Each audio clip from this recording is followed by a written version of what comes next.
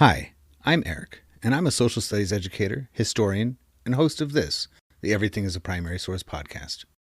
I'm also an avid collector of popular culture artifacts. I love what I find at thrift store outlets, garage sale leftovers, and what I spot just making my way around the built world. I enjoy sorting through boxes of free books and magazines, not to mention online collections like Internet Archive, and of course the Library of Congress. But you don't need to spend your time digging through bins or following online rabbit holes to get a look into the past. The movies and TV we watch, the books we read, and the games we play are all documents of the past. So is fashion, food, music, toys, even the roads we travel on and the places we live and work in. Everything is a primary source. This podcast is the result of exhibiting these kinds of artifacts in public, getting passersby to select an item they connect with, and then chatting with me to see what it says about the time, place, and people who made it. The conversation you are about to hear, therefore, is your history, my history, our history, through popular culture.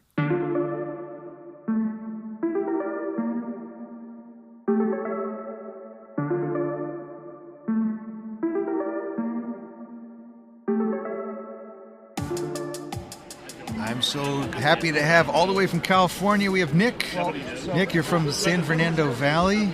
Yes. That's almost like of mythological proportions to people here in the East, because it's like we're always hearing about the Valley, right? Yeah. Is that the Valley that we're talking about? Yes. Well, there's different versions. It depends on where in California you are.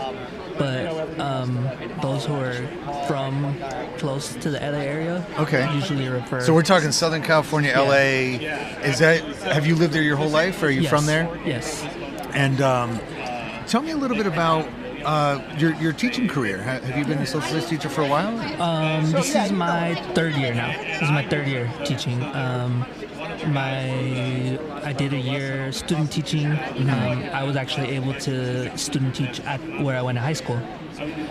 Is that what inspired you to do it? Did you have a teacher that did it for you? Yeah, I actually, my mentor teacher was my high school social studies teacher, and he what kind of got me into wanting to teach and excited for that. What did he do? What was his magic that he did that made you say, this is what I want to do as a career? I think it was just the opportunity to have those conversations, think critically around history, different topics. Especially growing up in that area, not a lot of people kind of travel outside of that area. So for me, at least during that time, it was a way to kind of see other places, see somewhere else that I didn't think was possible in that moment. Mm-hmm. And I would say that maybe it is an assumption that you try to pass that on to your students. That's something that you make as a point to say, this is going to... like I said at the beginning, here in the East, and I was talking to another teacher from California earlier today about this, that whole region is kind of like a magical place. Like we hear about it all the time in media, movies, TV shows, and things like that, and we just kind of assume that people from that part of the country are really just like, yes, we are the ones who live here, and you all want to be here, but you can't be here because we're all here. But you're saying there's a bit of isolation. You don't have the opportunities necessarily to go out and...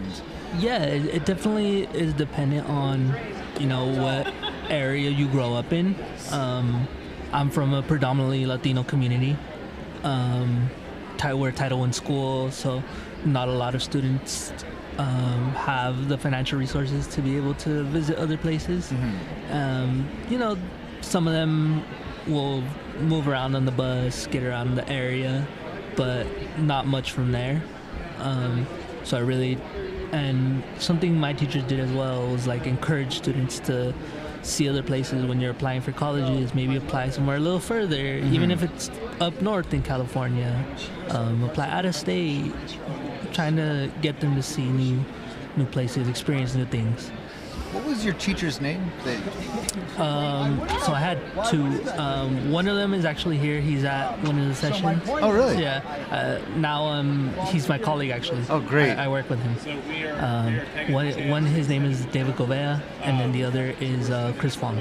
So I'm assuming that neither of those teachers ever just like, here's a bunch of packets of worksheets, fill them out. No. They brought the subject to life. Yeah. Do you find that as a teacher, now that you're a teacher yourself, the kind of the state of social studies education that we're in right now, is that something that's easy for you to do, or is it hard to do for any reason?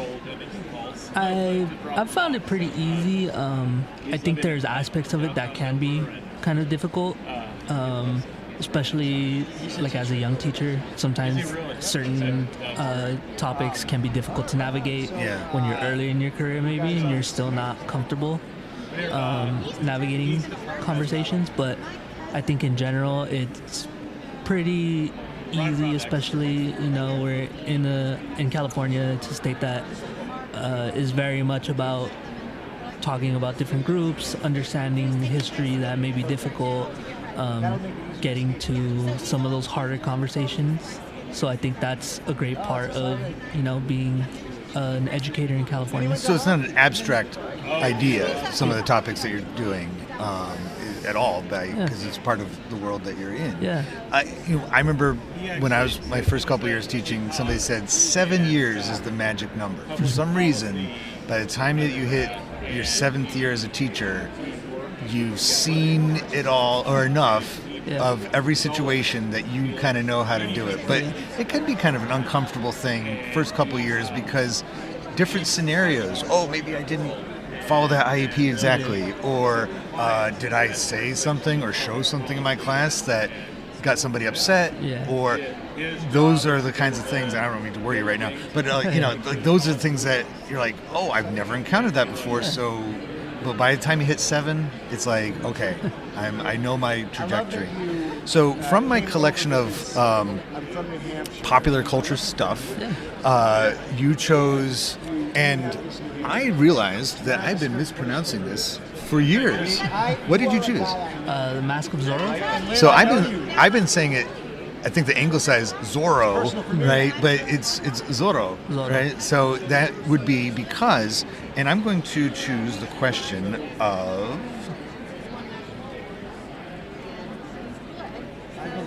Where'd it go? I love it.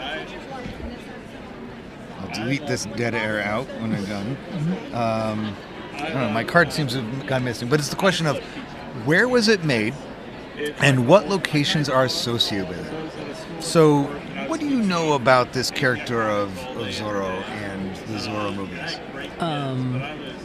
From what I'm familiar with, he was one of the first kind of Latino kind of figures in movies.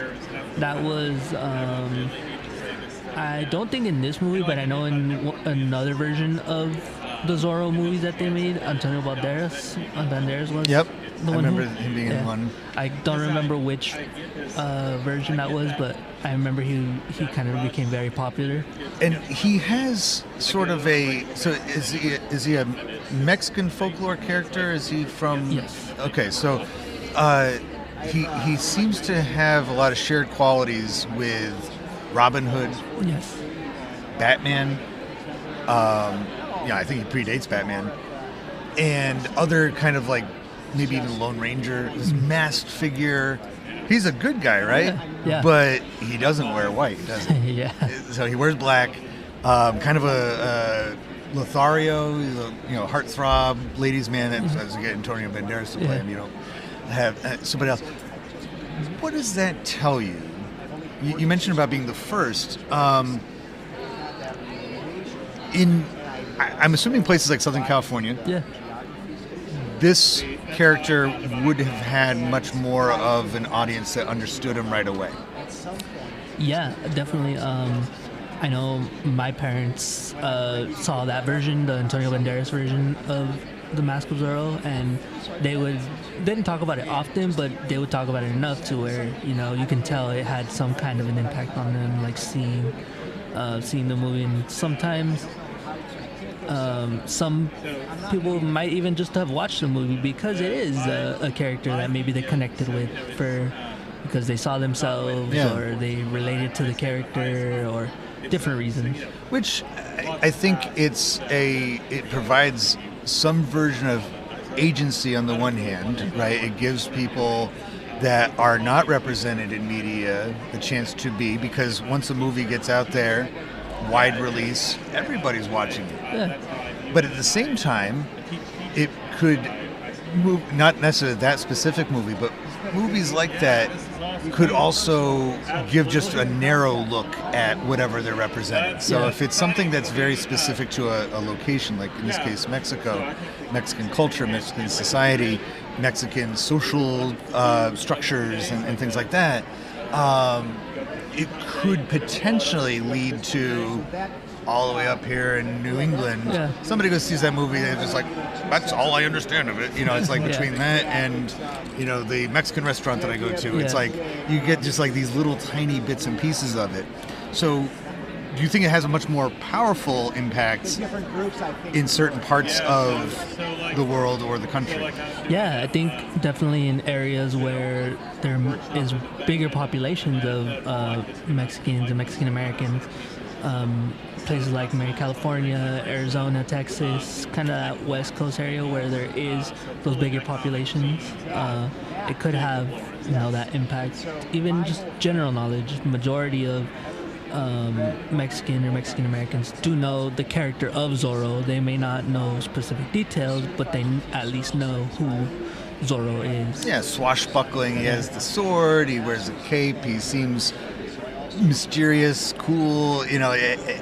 And I couldn't imagine that. Well, here's a good litmus test, or a test of impact. Halloween time just passed us. I don't think I've ever seen somebody dressed as Zorro, but perhaps in Southern California, have you seen costumes like that before? Some, not like, it's not a popular